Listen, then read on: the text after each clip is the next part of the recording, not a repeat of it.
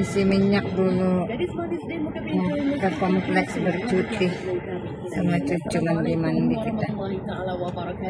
Alhamdulillah. Bertemankan saya Nadia Ahmad terus menghiasi Mustika Klasik 2 petang 3.5 petang nanti. Anak Cina main gelombang nampak dari Tanjung Jati. Tuan Umpama melayang kembang sentiasa hidup di dalam hati. Terima kasih kepada Adaliana Syarudin, rakan penyampai yang telah pun menghabiskan tugasannya untuk ruangan melodi klasik. Ayo menyimbang kenangan dengan lagu-lagu irama pop gay, juga lagu-lagu popular tahun 70-an dan 80-an.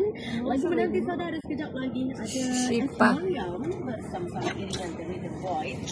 Lagu bertajuk Hasrat Hati. Sebelum itu kita berhibur dahulu dengan lagu persembahan Erongsi dengan iringan The Hoops, Dendang Remaja, semuanya di Mustika Klasik.